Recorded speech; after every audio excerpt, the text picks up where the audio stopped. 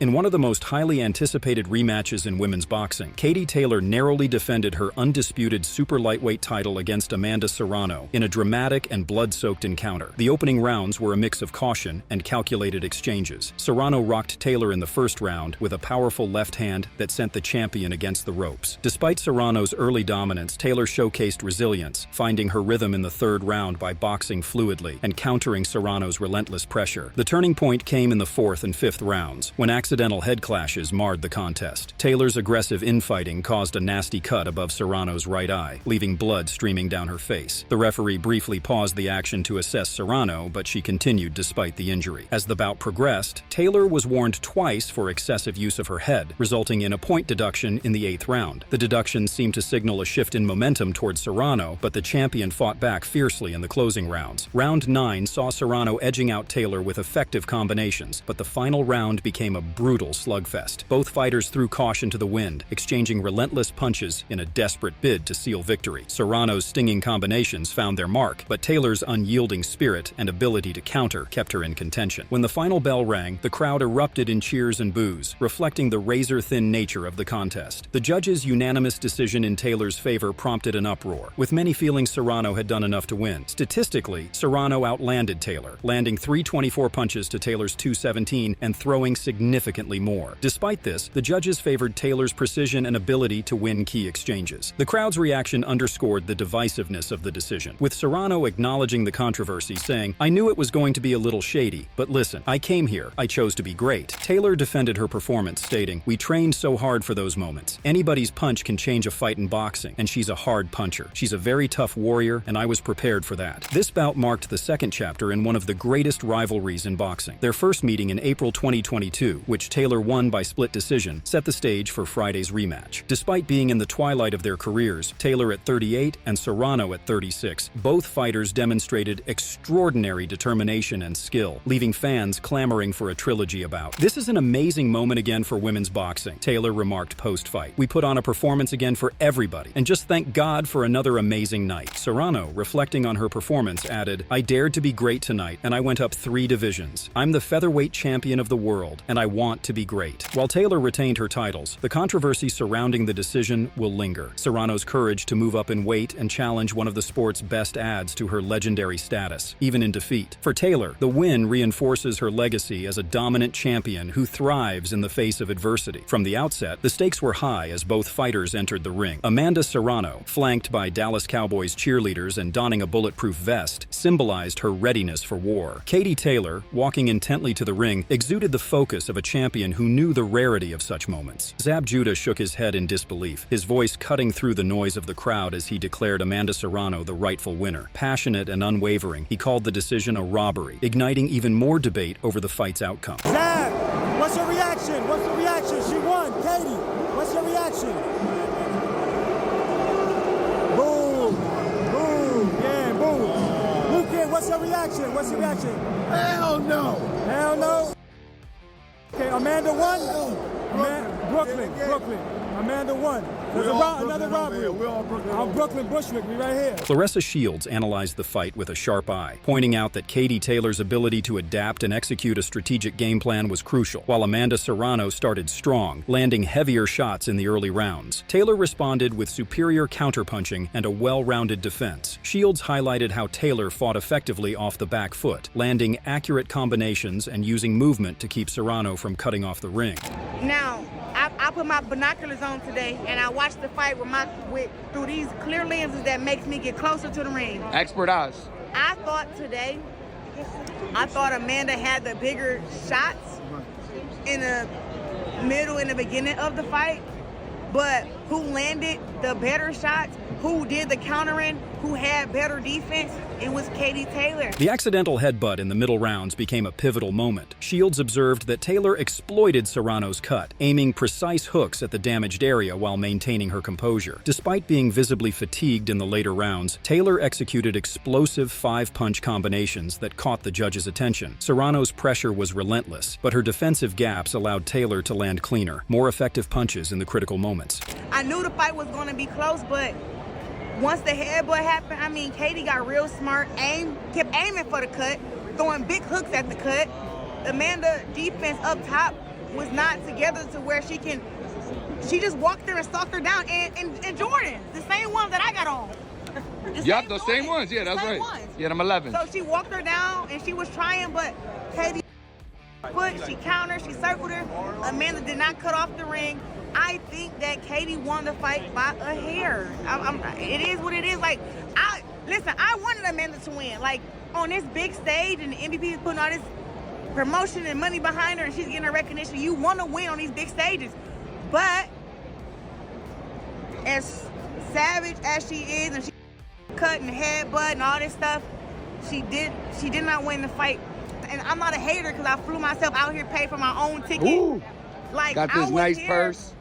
I was here to support the ladies, you know what I'm saying? And women's boxing won tonight, but if you ask me, my personal opinion, I thought Katie edged it by just a little bit because she is very strategic. She stuck to the game plan. She won rounds, even though her body language, and she was tired as hell from round 6, maybe to 10. She just would explode with those 5 punches and land every one because Amanda doesn't have good defense. While Shields admitted wanting Serrano to win on such a significant stage, she credited Taylor's strategic discipline as the deciding factor. Serrano's toughness and legacy as a 7-division world champion shone through as she fought valiantly despite the headbutt and cut. Shields emphasized that both fighters elevated women's boxing, with the fight showcasing their skill, resilience, and determination, even as Taylor edged out the victory by the narrowest of margins. I think the headbutts happened the same way in the first fight, and I don't think that Katie did it on purpose. She was trying to avoid big shots. She almost got dropped the first round. But still, we have to control our heads and be better. But she didn't stop fighting after the cut. She quit.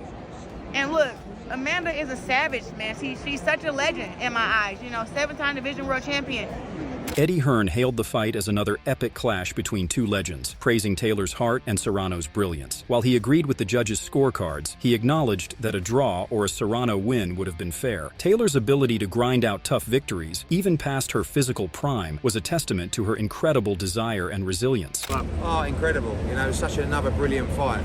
Can't give enough credit to Amanda and to Katie, two of the greatest fighters of all time. And every time they meet in the ring, it's going to be a war. And very close fight. I thought the judges' scorecards were spot on, but if it was a draw or if Amanda won by a round, you can't really moan. But you know, pure emotion for just one of the greatest fighters of all time, because you know, the fact is she's probably not as fresh as she once was. So she's winning these fights, grinding them out with just unbelievable heart and desire, and we're very, very proud of her, and you saw that emotion tonight. Hearn hinted at the possibility of a trilogy with Serrano or a rematch with Chantel Cameron, emphasizing the need for strategic decisions as Taylor nears the end of her career. He expressed pride in her legacy, affirming that she deserves to choose her next steps after another hard-fought win. Maybe, I don't rule it out. Like, you know, she ain't got too many more in her. It's the first time tonight she kind of said that in the changing room, but you know, she's had a heavy night's work, so I'm sure she'll be back next year. But we've got to make the right fights, whether that's Serrano 3, whether that's Chantel Cameron, whoever it could be, but she deserves the right to do whatever she wants to do. Hearn further explained the heated moments during and after the fight, admitting he was vocal in response to comments from the opposing corner. He felt some remarks crossed the line from encouragement to disrespect, leading him to confront that section after the decision was announced. Hearn later apologized to MVP's Nikita Ababi if his reaction seemed offensive, clarifying it stemmed from competitive emotions. Look, there was a lot said during the fight. Yeah. Obviously, I was shouting, Nikita was there, his team and family were there, and I didn't like everything that was said. I thought, you know, it's one thing shouting out, come on and use your jab, and there's other disrespectful things to be shouting out. And then when we got the decision, I lost my shit and went over to that section and just gave it the big one. And I said to Nikita, I'm sorry if you feel like that was disrespectful, but I didn't like what I heard, and sorry if you feel like I offended anyone, but that's just the competitive nature between the companies. I told him I think that what MVP did tonight was incredible. Yeah. And respect to them. But you're never going to see me not show emotion when we win a fight of a magnitude like that. Quick one, Jake and Mike, what did you think? I was in the change room. I watched the first 30 seconds. So you did walk out? And then, yeah, well, I was just with Katie anyway. Right. However, Katie Taylor addressed the controversy surrounding the accidental headbutts during the fight, emphasizing that they were unintentional. She acknowledged the physical nature of boxing, explaining that such incidents can occur in a rough and intense sport. Despite the challenges, Taylor expressed gratitude for the opportunity and praised both fighters for delivering a memorable performance. So how did those happen in your opinion? It just happens sometimes when you're fighting against a southpaw, especially the fire's going to close and it just happens. It was completely accidental. They called me a dirty fighter or whatever, but that wasn't purposely done. Obviously, I'm in there fighting like she is, and it's a rough sport. And sometimes you get head clashes, so you have to fight through those things. This is a fight game. Thank you.